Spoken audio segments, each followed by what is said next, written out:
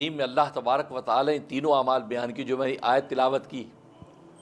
اس آیت کریمہ میں اللہ تبارک و تعالی فرماتے ہیں انہم کانوا یسارعون فی الخیرات، کہ یہ جو ایمان والے ہیں، یہ اہل ایمان کیا کرتے ہیں؟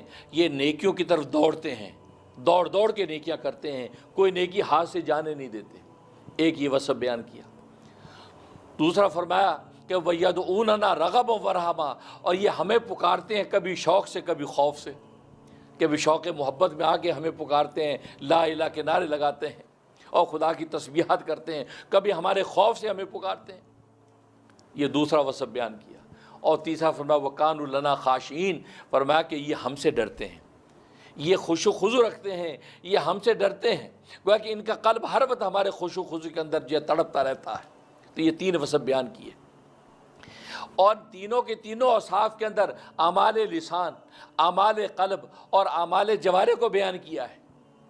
اب اس میں ترتیب پر اگر غور کریں، سب سے پہلے اعمال جوارح کو بیان کیا ہے کہ یہ خیرات یعنی نیکیوں میں دوڑ دوڑ کے جاتے ہیں۔ نماز کا وقت ہوتا ہے تو دوڑ کے نماز کے لیے دوڑتے ہیں، روزے کا وقت ہوتا ہے تو روزہ رکھنے کے لیے بھاگتے ہیں، زکاتوں کا وقت تو زکاتیں ادا کرتے ہیں، حج فرض و حج کی طرف جاتے ہیں، دیگر اخلاقیات اور خدمات کی ضرورت پیش آتی ہے تو اس میں بڑھ بڑھ کے جاتے ہیں۔ تو اعمال جوارح کو پہلے ذکر فرمایا، اس کے بعد فرمایا وَيَدْعُونَنَا رَغَبًا وَرَهْبًا، پھر اعمال لسان کو ذکر فرمایا کہ ہمیں خوف سے اور شوق سے ہمیں پکارتے ہیں، کبھی دعا کی شکل میں، کبھی ہمارے ذکر کی شکل میں، تو ذکر و دعا کے اندر لگے رہتے ہیں تو ہمیں پکارتے ہیں، کبھی شوق سے کبھی خوف سے۔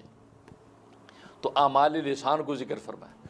اس کے بعد آخر میں اعمال قلب کو ذکر فرمایا وَكَانُوا لَنَا خَاشِعِينَ، فرمایا کہ یہ دل ان کے ہم سے ڈرتے ہیں، یعنی خشوع و خضوع کے ساتھ، یعنی پوری یکسوئی اور توجہ کے ساتھ یہ گڑ گڑا کے ہمارے سامنے عمل کو پیش کرتے ہیں۔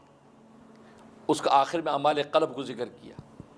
تو سوال یہ پیدا ہوا کہ اعمال قلب تو پہلے آنے چاہیے، پھر اعمال لسان آنے چاہیے، پھر اعمال جوارح آنے چاہیے، لیکن یہاں اللہ تبارک و تعالی نے اعمال جوارح کو پہلے ذکر کیا، جسم و جان کے اعمال کا تذکرہ پہلے کیا، پھر زبان کا کیا، پھر آخر میں قلب کا کیا۔ آخر اس ترتیب کو کیوں بدلا ہے؟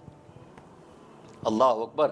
اللہ تبارک و تعالی نے اپنے اسلوب کے اندر عجیب بات کا اشارہ کیا ہے۔ دیکھو، ایک شخص کے دل میں نماز کی بڑی قدر و قیمت ہے کہ یہ نماز بہت عظیم عبادت ہے، بڑی عظمت والی عبادت ہے، سبحان اللہ، اللہ کو بڑی پسند ہے، اور زبان سے بھی کہتا ہے کہ یار نماز فرض ہے، نماز ہر مومن پر فرض ہے۔ یہ بھی تو قلب سے اس کی عظمت بھی رکھتا ہے، زبان سے اس کی عظمت اور فرضیت کو بیان بھی کرتا ہے، لیکن نماز پڑھتا نہیں ہے، اس کو اجر ملے گا؟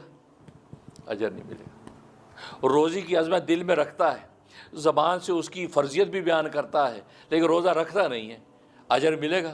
نہیں۔ زکوٰۃ کی قدر و قیمت زبان دل میں رکھتا ہے اور زبان سے اس کی فرضیت کو بھی بیان کرتا ہے، لیکن زکوٰۃ ادا نہیں کرتا، تو کیا اس کو اجر و ثواب ملے گا؟ کیا آخرت کے اندر وہ جواب دہی سے جو وہ چھوٹ جائے گا؟ نہیں۔ اسی طریقے حج کی عظمت دل میں رکھتا ہے اور زبان سے اس کی فرضیت کا بھی تذکرہ کرتا ہے، لیکن حج کرتا نہیں ہے، تو کیا حج کی فرض ساقط ہو جائے گی؟ نہیں۔ تو معلوم یہ ہوا کہ ساری کی ساری اجر و ثواب کی بنیاد تو اس کے عمل پر ہے، لہٰذا اللہ تبارک و تعالی نے عمل کو پہلے ذکر کیا۔ اور یہی وجہ کہ آج بہت سے لوگ کسی رکن اسلام کی اہمیت دل میں رکھتے ہیں، زبانوں سے لمبی لمبی تقریریں بھی کر دیں گے، لیکن عمل کا وقت آئے تو غائب، عمل کا وقت آئے تو غائب۔ اس کا مطلب یہ ہوا کہ جو اصل کرنے کا کام ہے اس کو اللہ تبارک و تعالیٰ پہلے ذکر فرما دیا۔ لوگوں، اصل میں یہ عمل کرنے کی چیز ہے، جب یہ کرو گے اب تمہیں اجر ملے گا۔ زبان سے تقریریں اگر کرتے رہو گے اس کی کوئی اہمیت نہیں، دل میں اس کی عظمت اگر رکھو گے اس کی کوئی اہمیت نہیں، ہاں جب تک عمل نہیں کرو گے اس وقت تو تمہیں کوئی اجر و ثواب نہیں ملے گا۔